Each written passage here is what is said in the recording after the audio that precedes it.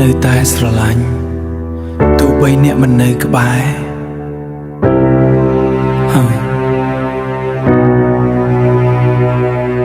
ពេលដែលអ្នកចាក់ចេញទឹកភ្នែកហូរមិនឈប់ចិត្តខ្ញុំដូចបាត់បង់អ្វីដែលមានតម្លៃគ្រប់ថ្ងៃដែលធ្លាប់សើចសប្បាយជាមួយអ្នកកាលមុនឥឡូវសល់តែអនុស្សាវរីយ៍ដែលធ្វើឲ្យខ្ញុំយំស្ងួតចិត្តហេតុអ្វីស្នេហ៍យើងមិនអាចបន្តនៅតែចង់ជួបគ្នាបេះដូងខ្ញុំនៅសល់តែអ្នកទោះបែកឆ្ងាយក៏នៅតែស្រឡាញ់គ្រួសារបំបែកយើងពីគ្នានឹកអ្នករាល់ថ្ងៃ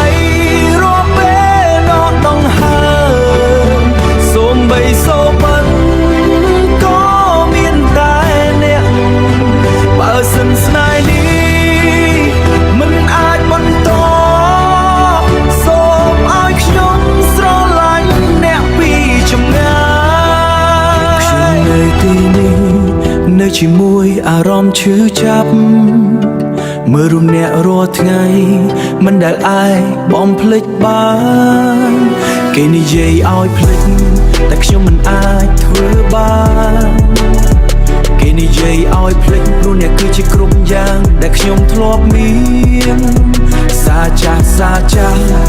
នៅក្នុងទូរស័ព្ទមិនហ៊ានលុបព្រោះវាជាអ្វីតែមួយដែលនៅសល់ជាក្តីស្រឡាញ់ទោះបីពេលនេះយើងនៅឆ្ងាយពីគ្នាបេះដូងខ្ញុំនៅតែហៅឈ្មោះអ្នករាល់វិនាទីបើអាចត្រឡប់ពេលវេ